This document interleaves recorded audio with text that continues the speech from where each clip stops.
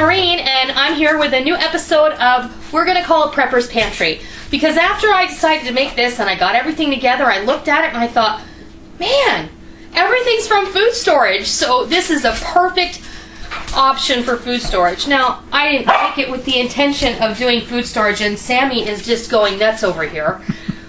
But after I got everything lined up, I thought, man, you know, this is perfect for food storage. And, you know, I plan to eat well if I ever, I love using my food storage, so don't get me wrong. It's not something I put away and never look at. I use it. So we're going to make some queso dip. So this is what goes in it. I have a 2-pound brick of shelf-stable processed cheese, and this is Velveeta, and I have cut it into cubes. I have a packet of taco seasoning.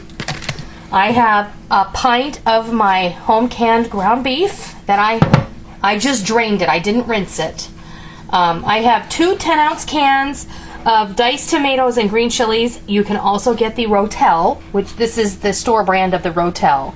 And I'm also adding another can of fire roasted diced green chilies. So the first thing I'm going to do, because I'm doing it on top of the stove, because if we're ever in a situation where we need to do this, we may have to do it over a campfire, on the barbecue, or whatever. So we don't want to do it in the microwave because we probably won't have access to that. So let me get a wooden spoon. I'm going to turn my heat on. Medium high. But the reason I'm not going to toss the cheese in here right away is because I don't want it to scorch. And I want to put this liquid in here first. Let's get this green chili in here.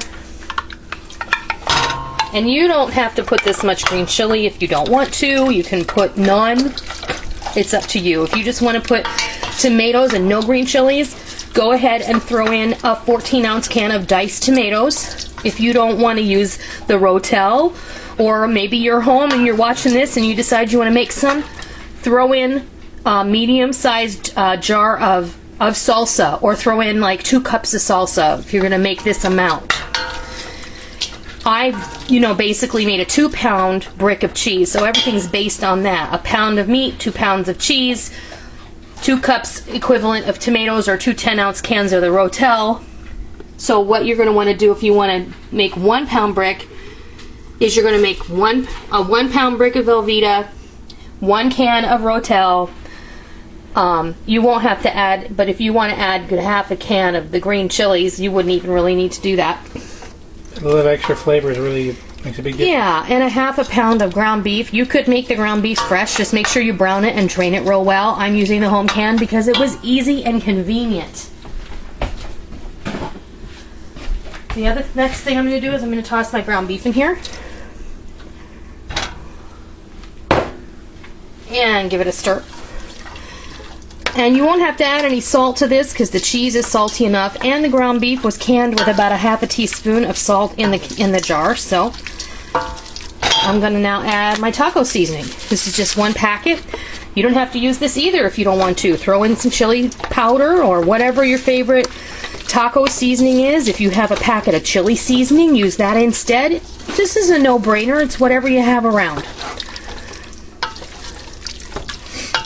We decided to have nachos for dinner because they sounded good, and because Molly has been craving some nachos lately, so I thought, let's make them for dinner.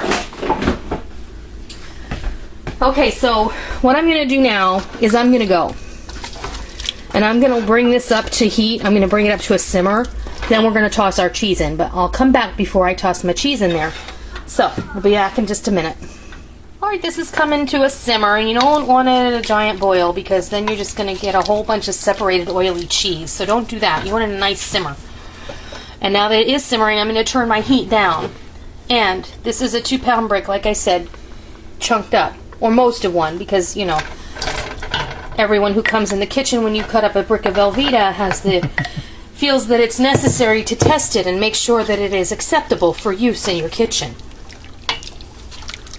Okay, so then all we're going to do is we're going to gently stir, and it's going to melt and become perfectly delicious and wonderful and all melty queso dip. And it won't take long, so you don't want to put this on the stove and walk away from it because you do run the risk of your cheese scorching. Nobody wants that. You can already see it melting into it. And it is melting very nicely. Velveeta is also perfect for your food storage because it makes delicious macaroni and cheese. It's quick and easy. This is something that your, preteen and teenage children can do when they're learning how to cook. You teach them how to do that. All you really have to do is chunk this up and mix it with some hot pasta, and they make instant macaroni and cheese, and then it helps them to want to know how to cook. You used to love using it for grilled cheese. It does make an excellent grilled cheese. Oh, one thing I forgot to mention. While we were gone and we were waiting for this to come to a simmer, I took a jar of pickled jalapenos out of the fridge. And Rick suggested that I pour some of the juice in here, and I poured about a tablespoon of the jalapeno juice, and it made it smell so good. And of course, that's all your preference. You make this the way you like it. If you don't like hot and spicy, don't make it hot and spicy. But if you do, the sky's the limit. They make the Rotel with habaneros, they make it medium, they make it mild. And like I said, you could just make this with diced tomatoes. You don't even have to use it with the green chilies, but I don't think queso is queso without the green chilies. And then someday I'll make you queso blanco, which is the white cheese, and that's delicious. That doesn't have meat in it. That's kind of a nice appetizer for if you have company over, you have drop-ins. This works too. Who doesn't like queso dip?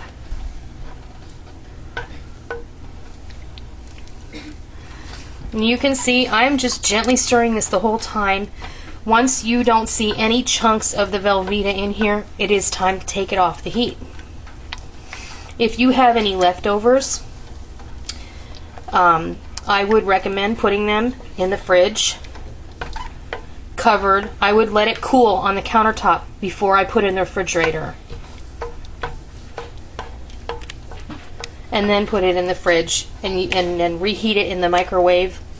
And if you don't have a microwave, I would just reheat it gently on top of the stove over low heat.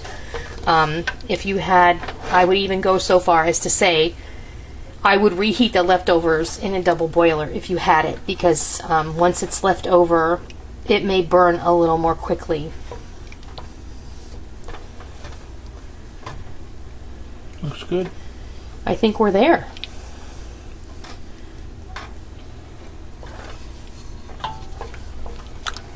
I'm going to turn my heat off.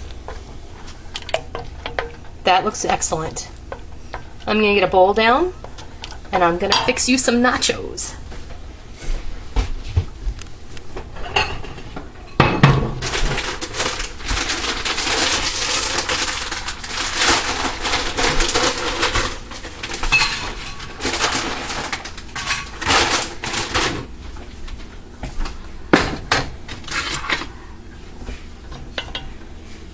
This is also excellent made in the crock pot. You can just toss everything in the crock pot and put it on low for a couple hours, and that's also great if you're having like people over to watch the game or just having a party of some sort. It's just a really nice thing because the crock pot, you can just leave it in the crock pot and it's perfect. Well, I'm going to bring it over here.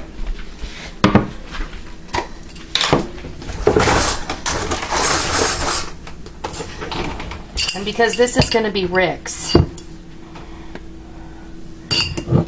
And these are not mine because Molly pulled a jar out of the cabinet the other day and opened it up, so we're using it.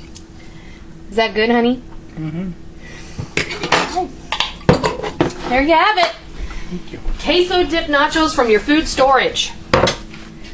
I hope you try this, and I hope you enjoy it. And before any of you make a smart comment that you're not only not going to have chips in your food storage, yes you do. You just have to make them yourself out of cornmeal and water and deep fry them. So, again, I hope you try this, and I hope you enjoy it. And until next time, I'll see ya.